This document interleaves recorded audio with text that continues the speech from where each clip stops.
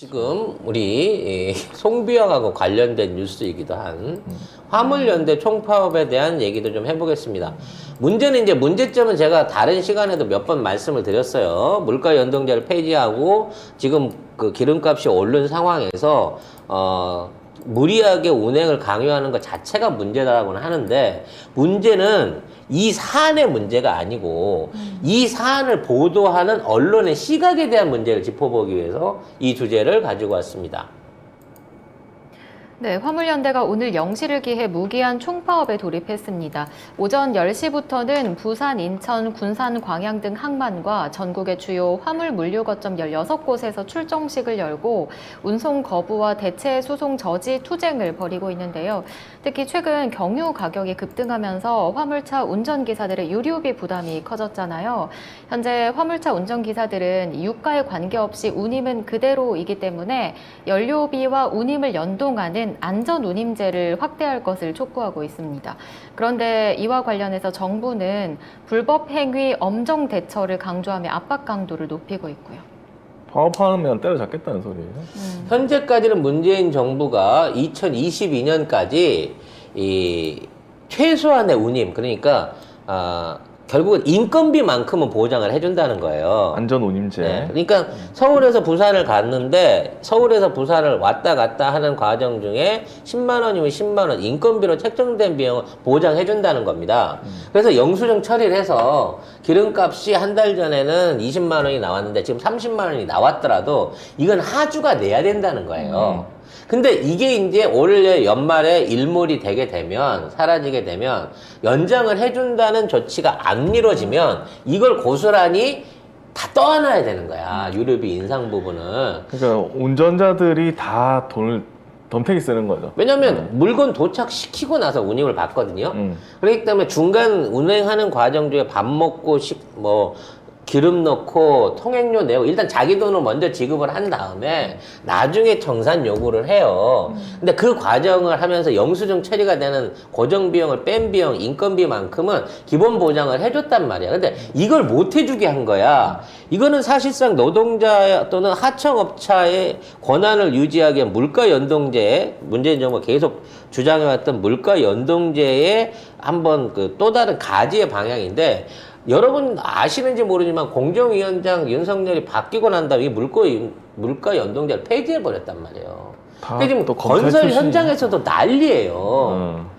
일단 공사를 기초공사를 몇 월 달까지 마치기로 했는데 공사 진행하는 동안에 철근값이면 시멘트 값이면 막 올랐단 말이야. 그럼 예전 같으면 이게 이만큼 올랐으니까 더 주세요라고 요구할 수가 있는데 못 줘. 계약대로 해갖고 끝내기로 했으니까 이 금액으로 끝내. 지금 이 상황이라 나 공사 못해 들어눕고 소송한다고 난리 나고 주먹질 나고 지금 현장이 그런 상황이거든요.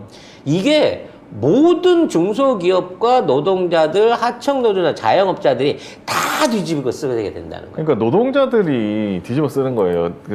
기존에는 대기업들이나 화물주 이런 사람들이 돈을 냈다면, 지금 만약에 이게 일몰이 돼버리면, 안전운임제가 없어지면 이게 노동자들이 전부 다 뒤집어 쓰거든요. 근데 이게 한두 푼이 아닌 거예요. 근데 윤석열 정부는 대책이 없어. 그냥 파업하면 너희 때려잡는다 이렇게 얘기하고 있는 거예요. 그래서 이와 관련해서 파업에 대해서 총리가 그럴 줄 알았지만 불법 행위 엄정 대처 논란을 내놨습니다. 때려잡겠다는 소리야. 즉 노동쟁의로 인해서 파업을 하는 이거는 계약 위반이다, 불법이다. 손해를 봐도 일단 운행은 하고 해라, 협상을 해라 라고 강요를 하고 있는 거죠. 근데 그거를 받아들여 갖고 하면 개선을 해줄까요? 연장을 해줄까요? 안 되죠. 100%안 해준다고 봐. 그리고 기름값이 너무 올라서 지금 노동자들이 내야 할 기름값이 너무 올라서 이게 안 돼요. 아예 가격이 안 맞아. 아예 인건비 자체가 없어져 버려요. 안 나와 돈이. 네. 화물차 같은 경우에는 기름도 많이 쓰잖아요.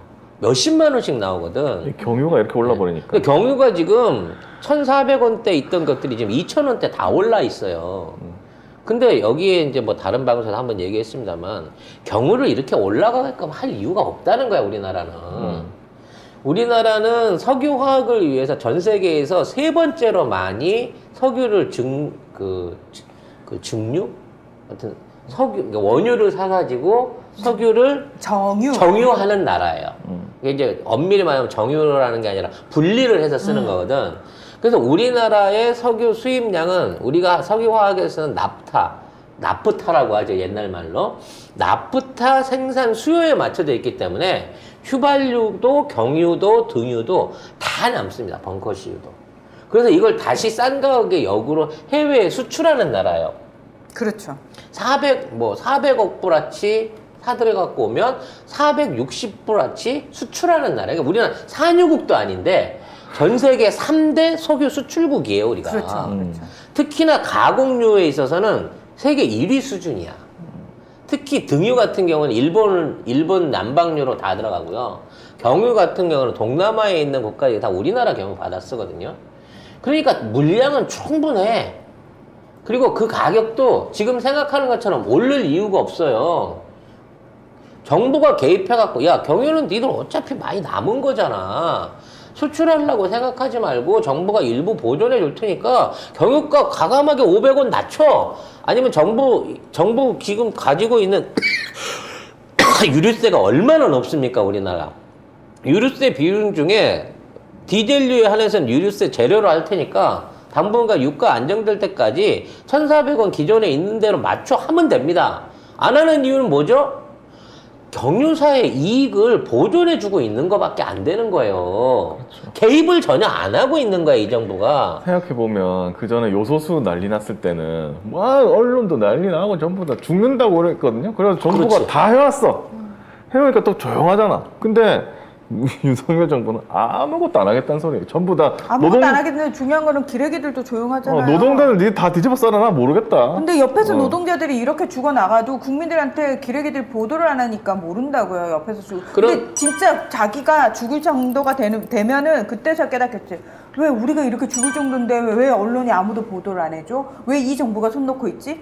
결국은 자기 일이 돼야지 이번 찍은 자기 손가락 잘라버릴 거라니까. 언론 노동자들 문재인 정부 때 욕 많이 먹어서 스트레스 때문에 너무 힘들다.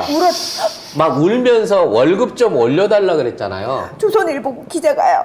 네. 연봉 1억 받는 주제에 네, 연봉 울면서 올려달라 그랬잖아요. 너무 힘들어요. 악플 니들은 때문에. 지금 이런 기사 안 쓰고 있으니까 스트레스 안 받고 울고 싶지 않지? 아이고 참. 라는 반문을 하고 싶은 거예요. 아 그럼 월급을 깎아야 되나요?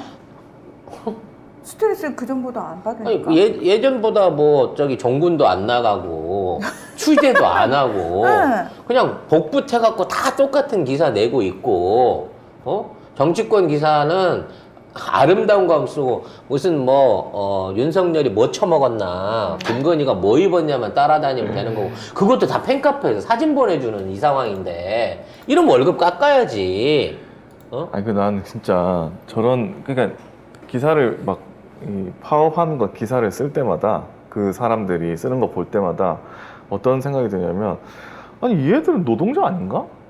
언론인들은 노동자 아니야? 월급 받는 사람 아니야? 자기들은 파업하잖아요. 물론 거의 안 하지. 저 정도는 저쪽에도 속하지도 않았는데 노조에 진짜 자기들끼리 노조 만들어서 하긴 하거든요. 근데 내가 보기에 조선일보, 중앙일보는 AI 빨리 도입해야 돼. AI가 쓰라 그러면 훨씬 체계적으로 잘 써야 돼. 자, 오늘 연대 파업이 시작됐기 때문에 네. 당장 오후부터 이제 물류 대란 얘기 나오겠죠. 뭐 공급 불안, 뭐 어디 물건이 없네, 슈퍼에 안 돌아가네, 뭐 자영업자가 망하네, 이 난리 기사가 쓸 겁니다. 나오겠죠. 근데 지금 이러한 원인을 초래하고 대책이 없는 윤 정권을 욕하는 게 아니고 개인의 사익을 위해서 파업을 강행하고 있는 화물연대를 마구 욕하는 내용이 등장할 게 뻔해요. 이미 시나리오가 그렇습니다. 그게 원래 그렇게 돼요. 예. 그런데 대통령은 이란 사람은 법과 원칙에 따라 대응하겠다. 대책이 없어. 졸라 공정한 놈인 거예요. 예, 법이 지편이기 때문에 법대로만 한다는 거예요. 자, 이런 와중에 민주노총, 한국노총은 뭐 하는 겁니까? 그러게. 왜 이 부분에 대해서 지들도 말을 안 해요? 근데 이제 화물연대 자체가 민주노총 안에 있는 거기 때문에 민주노총 전국 공공운수노동조합 화물연대 본부가 이제 화물연대거든요. 민주노총이 하고 있는 거긴 합니다. 결국 지들이 나서서 선거운동 했고, 지들이 나서 표머리 했잖아요.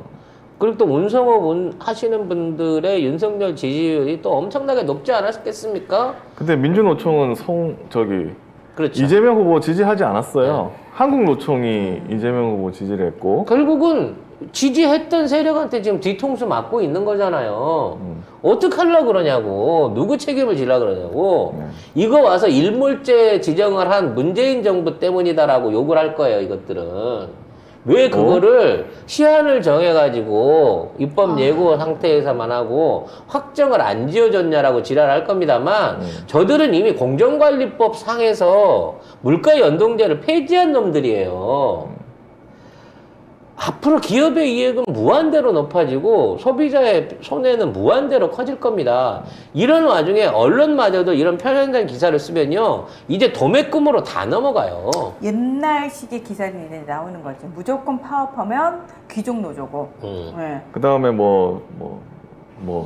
불편, 시민 불편. 시민 불편이고 세계 다 죽는다. 뻔히 그럴 거예요. 이 화물연대에 있는 사람들은 시가 몇 억짜리 대형 화물차를 모는 자영업자다. 근데 고통분담을 안 하려고 그런다. 나라가 이렇게 힘든데 이따위로 비난 논설들 써낼 겁니다. 당해봐야 맛을 아는 거야, 니들도. 라고밖에 말할 수가 없어요, 지금 상황에서는. 지지는 해. 불편은 감수할 수 있어. 하지만 선택은 당신들이 했다는 거야, 이찍남들이. 이번은 찍진 않았겠지. 그냥 진보정당 찍었겠죠. 내가 최근에 19살짜리들하고 술을 먹을 기회가 있어가지고 얘기를 들어봤는데 200만 원 준다고 네 놈이 진짜로 다 네 놈을 만났는데 네 놈이 전부 다 2번을 찍었다는 거야. 그래서 밥값 니들이네 이 새끼들하고 내가 와버렸거든. 그런 멍청한 것들하고 왜 놀아요? 우리가 우연히 이제 얘기할 기회가 있었어요. 그래갖고 아무튼 그런 어리석은 선택을 하고 그런 어리석은 약속과 기대에 넘어갔던 사람들한테는 이 지옥 같은 이 상황에 대해서 불평불만조차도 할 수 없게 된다는 거야. 문재인 정부 때 마음에 안 들면 욕이나 실컷 했잖아. 받을 거 다 받아 챙겨놓고도 욕했었잖아. 그렇지, 부족하다고. 맞아. 이제 당하면서도 욕도 못하는 세상이 돼가고 있다는 거예요. 그렇죠.